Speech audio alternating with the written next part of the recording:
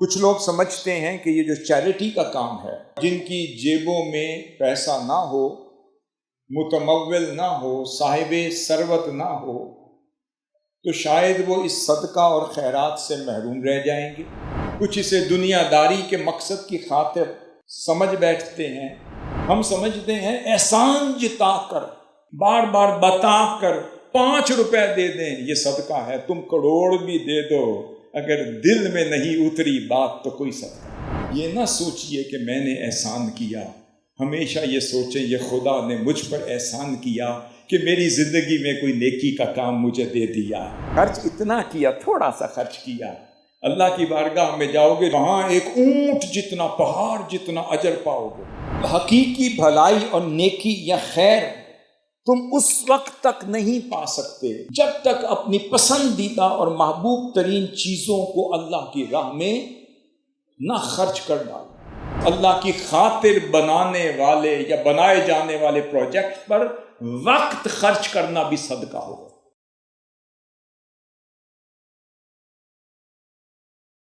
نحمدہ ونصلی ونسلم علی رسول النبی الکریم الامین الرؤوف الرحیم،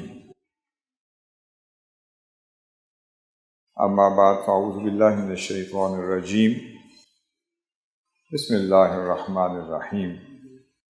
لن تنالوا البر حتی تنفقوا مما تحبون، صدق اللہ ومولانا العظیم۔ یہ جو آیت کریمہ میں نے تلاوت کی، اس میں اللہ رب العزت نے بر کی بات کی۔ البر، البر نیکی کو بھی کہتے ہیں، بھلائی کو بھی کہتے ہیں۔ اللہ رب العزت کی بارگاہ میں اس کی خوشنودی کے لیے کیے جانے والے ہر مخلصانہ قدم کو بر کہتے ہیں۔ اس میں ایک غلط فہمی کا ازالہ چاہتا ہوں کہ اگر ہمارے ذہنوں میں ہے تو وہ ہو جائے۔ لوگ دراصل صدقہ اور خیرات کا حقیقی مفہوم بعض اوقات سمجھتے ہیں اور بعض اوقات اس سے اپنی نگاہوں کو اوجھل کر بیٹھتے ہیں۔ کچھ لوگ سمجھتے ہیں کہ یہ جو چیریٹی کا کام ہے، صدقہ اور خیرات کا کام ہے، جن کی جیبوں میں پیسہ ہو وہ شریک ہو سکتے ہیں، اور جن کی جیبوں میں پیسہ نہ ہو، متمول نہ ہو، صاحب ثروت نہ ہو، تو شاید وہ اس صدقہ اور خیرات سے محروم رہ جائیں گے۔ پھر کچھ لوگ سمجھتے ہیں کہ ہم اس چیریٹی کے ذریعے سے اپنے ویسٹڈ انٹرسٹ کو تقویت دے پائیں گے، اور کچھ اس چیریٹی کے نام کو بدنام کرنے کا باعث بن جاتے ہیں، اور من حیث المجموع پھر لوگ اس چیریٹی کے کام کو بدعنوانی سے منسلک کر بیٹھتے ہیں، کچھ سیاست سے منسلک کر بیٹھتے ہیں، کچھ اسے مذہب کے ساتھ منسلک کر بیٹھتے ہیں، کچھ اسے دنیا داری کے مقصد کی خاطر سمجھ بیٹھتے ہیں، مگر وہ چیریٹی، صدقہ، خیرات اور بر کی روح سے محروم ہو جاتے ہیں۔ میں تھوڑی دیر کے لیے آپ کی توجہ اس امر کی طرف مبذول کرنا چاہوں گا، متوجہ کرنا چاہوں گا کہ چیریٹی، جس کو ہم قرآن مجید میں لفظ بر، جس کو نیکی اور خیر یا خیرات کا کام کہتے ہیں یا بھلائی کا کام کہتے ہیں، وہ کیا ہے؟ اس آیت کریمہ کی طرف دوبارہ توجہ دینے کی ضرورت ہے۔ اللہ رب العزت نے واضح فرما دی اور فرمایا اعوذ باللہ من الشیطان الرجیم، لن تنالوا البر حتی تنفقوا مما تحبون۔ اللہ رب العزت نے فرمایا کہ تم ہرگز نیکی تک نہیں پہنچ سکتے، تم ہرگز بھلائی کو نہیں پا سکتے، تم ہرگز خیر خواہی تک نہیں پہنچ سکتے۔ مولا کیسے، کب، شرط کیا ہے؟ اللہ رب العزت نے فرمایا حتی تنفقوا مما تحبون، جب تک تم اپنی ان چیزوں کو اللہ کی راہ میں خرچ نہیں کر دیتے جن سے تم محبت کرتے ہو۔ اب یہاں اللہ رب العزت نے مال کی بات نہیں کی، یا اللہ رب العزت نے اسپیسیفکلی پیسے کی بات نہیں کی، یا اللہ رب العزت نے اسپیسیفکلی اپنی مال اور متاع کو خرچ کرنے کی بات نہیں کی، یا اسپیسیفائی نہیں کیا۔ یہاں چیریٹی کو اللہ رب العزت نے مقید نہیں کیا بلکہ مطلقاً بیان کر دیا۔ اللہ رب العزت نے فرمایا جب تک جن سے تمہیں پیار ہے، جن چیزوں سے تم محبت کرتے ہو، جن چیزوں کو تم اپنے دل کے قریب رکھتے ہو، جن چیزوں کو بڑی محبت سے کمایا ہے اور جان سے زیادہ عزیز سمجھتے ہو، جن چیزوں سے تمہارا ایکسٹراڈنری پیار ہے، جن کی طرف مائل رہتے ہو، جن کی طرف جھکے رہتے ہو، جن کو اپنے سر کا تاج بنا کے رکھتے ہو، جن کو اپنی قرۃ العیون یعنی آنکھوں کی ٹھنڈک بنا کے رکھتے ہو، جن سے ہر شے سے بڑھ کر پیار ہے۔ مجھے بھلائی کا سودا کرنا ہے، مجھے نیکی کا سودا کرنا ہے، مجھے طہارت اور پاکیزگی کا سودا کرنا ہے، مجھے بر کا سودا کرنا ہے۔ میرا بر اتنا سستا نہیں کہ چند مال کے عوض دے دوں۔ مال کس نے دیا؟ میں نے۔ اللہ فرماتا ہے متاع کس نے دیا؟ میں نے۔ اہل ثروت تمہیں کس نے بنایا؟ میں نے۔ تمہیں اہل قدرت کس نے بنایا؟ میں نے۔ اہل تصرف کس نے بنایا؟ میں نے۔ خرچ کرنے والا کس نے بنایا؟ میں نے۔ یہ اشیاء تمہاری ملکیت میں کس نے دی؟ میں نے۔ نہ دیتا تو کیا کر لیتے؟ تمہیں صاحب ثروت نہ بناتا تو کیا کر لیتے؟ صاحب قدرت نہ بناتا تو کیا کر لیتے؟ اب مولا تو بتا دے کیا کروں؟ فرمایا جن سے تجھے پیار ہے میری راہ میں اپنے پیار کو خرچ کر، میری راہ میں اپنا پیار خرچ کر، اپنی نسبتوں کو خرچ کر، اپنے پیاروں کو خرچ کر، اپنی محبت کو خرچ کر، جن میں تیری جان چھپی ہوئی ہے اسے خرچ کر۔ جو آگے پیچھے ہو جائے، تیری راتوں کی نیند برباد ہو جائے، وہ خرچ کر۔ جب وہ چیز تیری آنکھوں سے اوجھل ہو جائے، ساری رات تو بے چینی میں گزار دے، تجھے نیند نہ آئے، وہ چیز خرچ کر۔ جس سے تجھے سکون ملتا ہے وہ خرچ کر، جس سے تجھے سرور ملتا ہے وہ خرچ کر، جسے دیکھ کر تیرا دل ٹھنڈا ہو جاتا ہے وہ خرچ کر۔ سورۃ بقرہ میں اللہ رب العزت نے فرمایا محبوب وَيَسْأَلُونَكَ مَاذَا يُنْفِقُونَ قُلِ الْعَفْوَ، محبوب یہ آپ سے پوچھتے ہیں کہ ماذا ينفقون، وہ کیا خرچ کریں؟ محبوب آپ فرما دیں قُلِ الْعَفْوَ۔ میں اس کا دو معنی کروں گا۔ قُلِ الْعَفْوَ، محبوب فرما دیں جو کچھ بچ جائے وہ خرچ کر، جو کچھ بچ جائے وہ خرچ کر، جو کچھ اضافہ سرپلس ہو جائے وہ خرچ کر، جو کچھ تیری ضرورت سے زائد ہو جائے وہ خرچ کر۔ اب تھوڑا اس پہ توجہ دیں، پہلے میں نے بر کو سمجھایا، اب ذرا اس کو سمجھیں کہ کیا بچتا ہے اور کیا خرچ ہو جاتا ہے۔ اس کو بھی تو سمجھنے کی ضرورت ہے۔ جو بچ جائے تو بچنا کس کو کہتے ہیں اور خرچ کرنا کس کو کہتے ہیں؟ ایک روز آقا علیہ الصلوۃ والسلام اپنے کاشانہ اقدس میں تشریف لائے۔ سیدہ ام المؤمنین رضی اللہ تعالی عنہا سے پوچھا کہ اے عائشہ قربانی کا کیا بنا؟ آپ عرض کرتی ہیں یا رسول اللہ سب کچھ میں نے تقسیم کر دیا، صرف یہ ایک بکرے کا شولڈر کا حصہ بچ گیا،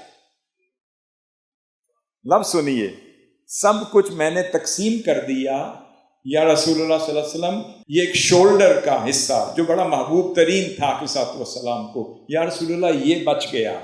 آپ نے کریکشن فرمائی، آپ نے فرمایا نہیں، بلکہ عائشہ یہ کہو کہ جو تقسیم ہو گیا وہی بچ گیا، جو تقسیم ہو گیا وہی بچ گیا، جو روک لیا وہ رہ گیا۔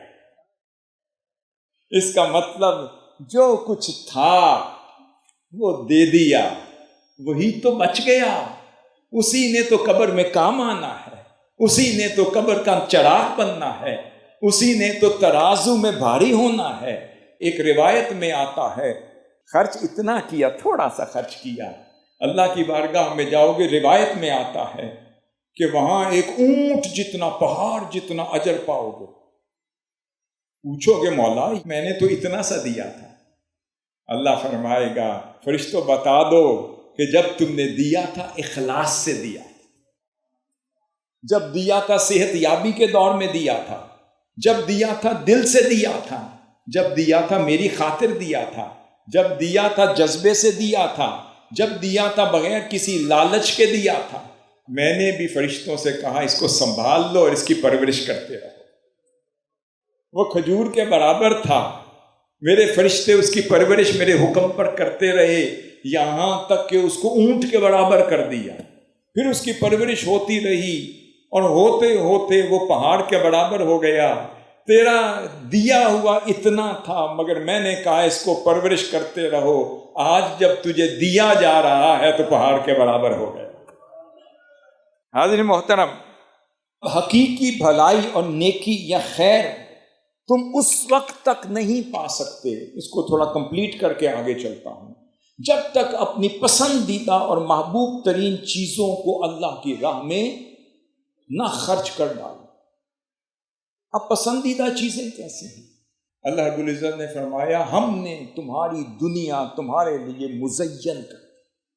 اب میں محبتوں کی بات کرنے لگا، تمہیں حب و شہوات، تمہارے لیے محبتیں رکھ دی۔ کس میں؟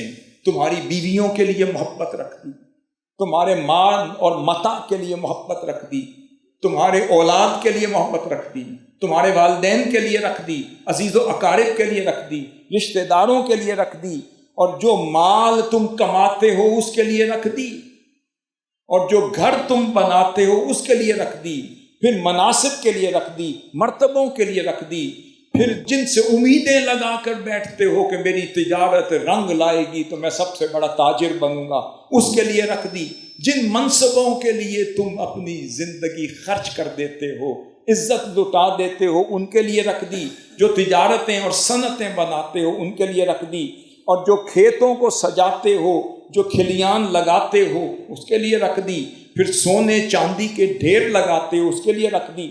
جو کچھ تم کرتے ہو یہ محبتیں اس میں تقسیم ہو گئے۔ اب یہاں میرا سوال یہ ہے، ہر کسی کی شہوت ایک نہیں ہوتی، یہ ذہن میں رکھ لیں، ہر کسی کی شہوت ایک نہیں ہوتی۔ کسی کی شہوت اولاد میں ہے تو قربانی اولاد کی ہوگی، اس کی شہوت اولاد ہوگی۔ کسی کو اولاد ہی نہیں دی مگر اس کی شہوت بیویوں میں ہے، کسی کو زوجہ ہی نہیں دی اس کی شہوت منصب میں ہے، کسی کے بینک اکاؤنٹ بنانے میں ہے، کسی کے کھیت کھلیان سجانے میں ہے، کسی کے لینڈ لارڈ بننے میں ہے، اور کسی کے اچھے کپڑے پہننے میں ہے، کسی کے اچھے منصب میں ہے، کسی کی شہرت میں ہے، کسی کی لالچ کسی شے میں ہے، کسی کی محبت کسی شے میں۔ اب فرمایا بر یہ ہے کہ جس سے تمہیں محبت ہو میری خاطر اپنی محبت کو قربان کرنا، وہ بر ہے۔ اب اگر وقت ہے تو اللہ کی خاطر بنانے والے یا بنائے جانے والے پروجیکٹ پر وقت خرچ کرنا بھی صدقہ ہوگا۔ کسی کی شہوت منصب پر ہے، اگر اس منصب کے ذریعے سے اس کو فیسیلیٹیٹ کیا جا سکتا ہے تو اپنے منصب کو اللہ کی خاطر بنائے جانے والے پروجیکٹ پر اپنے منصب کو قربان کرنا بھی وہ صدقہ اور بر ہو گیا۔ کسی کو مال اور پیسے سے ہے تو مال خرچ کرنا ہو گیا، کسی کے پاس منصب ہے وہ خرچ کرے، کسی کے پاس بینک اکاؤنٹ ہے وہ خرچ کرے، کسی کے پاس اولاد ہے وہ خرچ کرے، کسی کے پاس ذہانت ہے وہ خرچ کرے، کسی کے پاس فطانت ہے وہ خرچ کرے، کسی کے پاس تجربہ ہے وہ خرچ کرے، کسی کے پاس اپنا وجود ہے وہ خرچ کرے، کسی کے پاس سچی بات ہے وہ خرچ کرے، کسی کے پاس قوت کلام ہے وہ خرچ کرے، کسی کے پاس گفتار ہے وہ خرچ کرے، کسی کے پاس کردار ہے وہ خرچ کرے۔ جو کچھ جس کے پاس ہے خدا کی خاطر خرچ کرنا سب سے بڑا صدقہ۔ کسی کے پاس راحت ہے وہ خرچ کرے، کسی کے پاس آزادی ہے وہ خرچ کرے، کسی کے پاس عزت ہے وہ خرچ کرے، کسی کے پاس انٹیلیجنس ہے اور شعور ہے وہ خرچ کرے۔ فرمایا جس کو میں نے جو دیا ہے میری خاطر وہ خرچ کرے تو بر ہے۔ اب یہاں پر کچھ لوگ آقا صلی اللہ علیہ وسلم کی بارگاہ میں آ گئے، یا رسول اللہ ذہب اہل الدثور بالاجور، اہل ثروت تو خرچ کر کے جنتیں پا گئے، دیکھیں تو یا رسول اللہ وہ نمازیں تو ہماری جیسی پڑھتے رہے، وہ روزے تو ہمارے جیسے رکھتے رہے، پھر یا رسول اللہ وہ صدقہ بھی کرتے رہے، چونکہ ان کے پاس مال تھا۔ میں اس کی تائید میں یہ روایت لایا ہوں، چونکہ ان کے پاس مال تھا۔ یا رسول اللہ ہمارا کیا قصور ہے، ہم کیا خرچ کریں؟ وہ اہل ثروت تھے، اہل مال تھے، اہل قدرت تھے، وہ تو خرچ کر گئے، جنتیں پا گئے، اجر پا گئے، ہم کیا خرچ کریں؟ آقا صلی اللہ علیہ وسلم فرماتے ہیں اللہ کے بندو میرے پاس آؤ۔ بلا کر فرمایا کیا تو خدا کی تسبیح تو کر سکتا ہے؟ نام یا رسول اللہ تو تسبیح خرچ کر، کیوں اللہ اللہ کر سکتا ہے تو یہ خرچ کر، تو تکبیر بلند کر سکتا ہے یہ خرچ کر، تو اللہ کی تسبیح کر سکتا ہے خرچ کر، سبحان اللہ کہہ سکتا ہے، الحمدللہ کہہ سکتا ہے، اللہ اکبر کہہ سکتا ہے، لا الہ کا ورد کر سکتا ہے، تو یہ خرچ کر، تیرے لیے یہی صدقہ ہے۔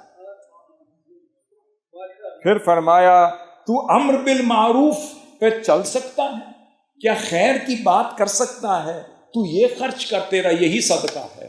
کیوں نہیں عن المنکر پہ چل سکتا ہے، کیا برائی کو روکنے کے لیے آواز بلند کر سکتا ہے، نام یا رسول اللہ تیرے لیے یہ صدقہ ہے۔ فرمایا جو کچھ بھی تیری قدرت میں ہے وہی تو خرچ کر دے، تیرا صدقہ وہ ہے۔ پھر اس کے بعد سیدنا ابو ذر غفاری پھر آقا صلی اللہ علیہ وسلم کی بارگاہ میں عرض کرتے ہیں یا رسول اللہ پھر فرمائیں۔ امام ترمذی ہیں، امام بزار ہیں، ابن حبان ہیں، بڑی خوبصورت بات۔ آپ فرماتے ہیں یا رسول اللہ اور میں کیا خرچ کروں، میرا صدقہ کیا ہے؟ فرمایا ابو ذر تبسمک فی وجہ اخیک لک صدقہ، کیا تو اپنے بھائی کو مسکرا کے مل سکتا ہے، نام یا رسول اللہ تیرا صدقہ یہی ہے۔ کسی کو مسکرا کے ملیں، اس کا دل چاہے گا جیبیں نکال کر آپ کو دے دے۔ ہم مال تو دیتے ہیں مگر دھتکار دیتے ہیں، جیب سے کچھ دے کر اتراتے پھرتے ہیں، خدمت کر کے اس پہ اکڑتے پھرتے ہیں، صدقہ گیا فرمایا کچھ نہیں، خدا کا نام لے کر اپنے بھائی کو مسکراتے ہوئے چہرے سے مل لو، گلے لگا لو، تیرا صدقہ یہی ہے، مجھے قبول۔ پھر فرمایا وَأَمْرُكَ بِالْمَعْرُوفِ وَنَحْيُكَ عَنِ الْمُنْكَرِ صَدَقَةٌ، تیرا امر بالمعروف اور نہی عن المنکر کر سکتا ہے یا رسول اللہ، نعم تیرا صدقہ یہ ہے۔ اب صدقہ دیکھیں، پھر فرمایا وَإِرْشَادُكَ الرَّجُلَ فِي أَرْضِ الضَّلَالِ لَكَ صَدَقَةٌ، کسی بھٹکے ہوئے کو راستہ دکھا سکتا ہے، نام یا رسول اللہ تیرا صدقہ یہ ہے۔ پھر فرمایا بَصَرُكَ لِلرَّجُلِ الرَّدِيءِ الْبَصَرِ لَكَ صَدَقَةٌ، فرمایا کسی اندھے کو راستہ دکھا دو، اس کو سڑک کراس کرا دو، یہ کر سکتا ہے۔ کسی نابینا کی مدد کر دو، اگر دیکھ نہیں سکتا منزل تک پہنچا دو، یہ کر سکتا ہے، نام یا رسول اللہ تیرا صدقہ یہ ہے۔ پھر فرمایا وَإِمَاطَتُكَ الْحَجَرَ وَالشَّوْكَةَ وَالْعَزْمَ عَنِ الطَّرِيقِ لَكَ صَدَقَةٌ، کیا تو راستے سے کوئی تکلیف دہ چیز ہٹا سکتا ہے، انسانیت کے لیے راحت و آرام پیدا کر سکتا ہے، لوگوں کی گزرگاہوں سے تکالیف اور مصائب کو ہٹا سکتا ہے، کانٹوں کو ہٹا سکتا ہے، نام یا رسول اللہ میں تیرا صدقہ یہی۔ پھر فرمایا وَإِفْرَاغُكَ، سنیں، مِن دَلْوِكَ فِي دَلْوِ أَخِيكَ لَكَ صَدَقَةٌ، کیا اپنے بھرے ہوئے ڈول کا پانی اپنے دوست اور بھائی کے خالی ڈول میں کیا انڈیل سکتا ہے نام یا رسول اللہ تیرا صدقہ یہی ہے؟ ہائے ہائے، ہم پیسے تو دیتے ہیں مگر ہم اپنی نیکیاں کسی کو نہیں دیتے. میں اپنی نیکیوں کا مرتبان بھرا ہوا ہو، ہائے بھائی یہاں سے رخصت ہو جائے، تیرا صدقہ کیا ہے؟ پیسے نہیں دے سکتا مگر اپنی نیکیاں اپنے بھائی کے حوالے کر دو، تیرا صدقہ یہی ہے. یہ صدقے کا کانسیپٹ ہم نے غلط سیکھ لیا. ہم سمجھتے ہیں احسان جتا کر، کسی کو دکھاوا کر کے، بار بار بتا کر 5 روپے دے دیں یہ صدقہ ہے. تم کروڑ بھی دے دو اگر دل میں نہیں اتری بات تو کوئی صدقہ نہیں. آقا صلی اللہ علیہ وسلم نے فرمایا، سیدہ ام المؤمنین رضی اللہ تعالیٰ روایت کرتے ہیں، امام مسلم نقل کرتے ہیں، ابن حبان نقل کرتے ہیں، طبرانی نقل کرتے ہیں، امام بیہقی نقل کرتے ہیں. ایک روز آقا صلی اللہ علیہ وسلم نے بڑی خوبصورت بات فرمایا، اے عائشہ تجھے پتہ ہے انہو خلق کل انسان من بنی آدم علی 60 و 300 مفصل. فرمایا اے عائشہ ہر شخص کو اللہ رب العزت نے 360 جوڑوں میں پیدا کیا اور ہر جوڑ کا ایک صدقہ ہے اور ہر دن وہ صدقہ دینا واجب ہے. یا رسول اللہ ایک بندہ 360 جوڑوں کا صدقہ کہاں سے دے؟ آپ نے فرمایا فمن کبر اللہ، جس نے خدا کی تکبیر بلند کی، وحمید اللہ، جس نے خدا کی حمد بلند کی، وحلل اللہ، جس نے اللہ کا کلمہ پڑھا، وسبح اللہ، جس نے خدا کی تسبیح کی، واستغفر اللہ، جس نے استغفار کیا، وعزل حجرا عن طریق الناس، لوگوں کے راستوں سے پتھروں کو ہٹاتا رہا، کانٹوں کو ہٹاتا رہا، ہڈیوں کو ہٹاتا رہا، رکاوٹوں کو دور کرتا رہا. اس کا مطلب صرف ٹپیکلی یہ نہیں، لوگوں کے لیے آسانی کا باعث بنتا رہا، لوگوں کے لیے راحت کا باعث بنتا رہا، لوگوں کے لیے سکون کا باعث، لوگوں کو فیسیلیٹیٹ ان دیئر لائف کرتا رہا. فرمایا وَأَمَرَ بِمَعْرُوفٍ، امر بالمعروف نہی عن المنکر کرتا رہا. فرمایا ہر دن وہ 360 کے برابر کسی بھی شکل میں کچھ بھی نیکی کرتا رہا، سمجھ لو وہ اپنے ہر عضو کا صدقہ ہر دن ادا کرتا. اب یہ جو صدقہ ہے سمجھ لیں یہ ہے اصل کانسیپٹ. اور اسی طرح آقا صلی اللہ علیہ وسلم نے فرمایا، اسی کو جوڑ کے عرض کرتا ہوں، فرمایا علی کل من الانسان صلاۃ کل یوم، کہ ہر دن ایک بندے پر ایک نفلی نماز بھی لکھ دی گئی. مولا نفلی نماز؟ فرمایا ہاں، وہ کیا ہے؟ جب امر بالمعروف کرو گے، جب نہی عن المنکر کرو گے، نیکی کرو گے، خیرات کرو گے، مدد کرو گے، لوگوں کے کام آؤ گے، راحت کا کام کرو گے، فیسیلیٹیٹ کرو گے، تکلیفیں ہٹاؤ گے، پھر ذکر کرتے رہو گے، ہر دن اللہ رب العزت تمہارے لیے ایک صدقہ لکھتا جائے گا اور ہر دن ہر عمل کے نتیجے میں ایک نفلی نماز کا اجر لکھتا جائے گا. حاضرین محترم، کتنا بڑا کانسیپٹ عطا کر دیا. آپ یہ نہ سوچئے کہ میں نے احسان کیا، ہمیشہ یہ سوچیں یہ خدا نے مجھ پر احسان کیا کہ میری زندگی میں کوئی نیکی کا کام مجھے دے دیا.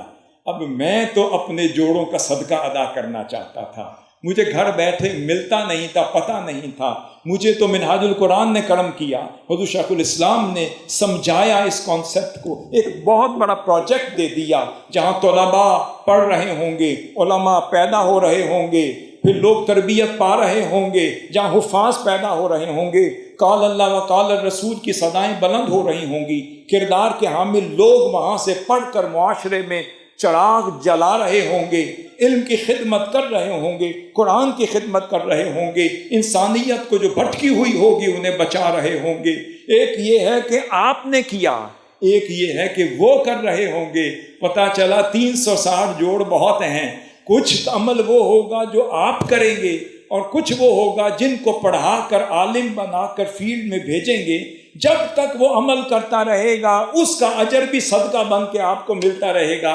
آپ ہو سکتا ہے قبر میں ہوں، ادھر سے آپ کا اجر بڑھ رہا ہو، آپ پوچھیں یہ کاہے کا ہے؟ اس نے فرمایا وہ جو تم نے مرکز بنایا تھا اس میں پڑھنے والا ہر بچہ جب تک نیکی کرتا رہے گا اس کا اجر تجھے قبر میں ملتا ہے. حاضر محترم، اس اجر کے ساتھ زندگی کو، اس کانسیپٹ آف بر کے ساتھ زندگی کو، اس کانسیپٹ آف صدقہ کے ساتھ زندگی کو مزین کریں، حقیقت کے ساتھ زندگی کو خوبصورت بنائیں۔ اللہ نے آپ کو موقع دیا ہے اس سرزمین کے لیے، آپ کے خطے کے لیے، جو جنکشن ہے، جو سنگم ہے، جو اتنی کروشل جگہ پر یہ قائم ہو رہا ہے۔ یہاں سائنٹیفک ایجوکیشن بھی ملے گی، کلاسیکل بھی ملے گی، ماڈرن بھی ملے گی، یہاں سائنسدان بھی پیدا ہوں گے، یہاں پہ انجینئرز بھی پیدا ہوں، یہاں پہ فقہا بھی پیدا ہوں، حدیث شریف کا درس دینے والے بھی پیدا ہوں، اور قرآن و تفسیر کی بات کرنے والے بھی پیدا ہوں گے۔ اور جب تک پیدا ہوتے رہیں گے، آپ میں سے ہر شخص کا جس بھی شکل میں یہاں صدقہ جائے گا اس کو اس کا اجر ملتا رہے گا۔ اللہ رب العزت آپ سب کی کاوشوں کو قبول فرمائے، اور آپ کا ہر قدم اللہ کی بارگاہ میں صدقہ ہو جائے، نیکی ہو جائے، بر ہو جائے۔ وما علیہ الا البلاغ۔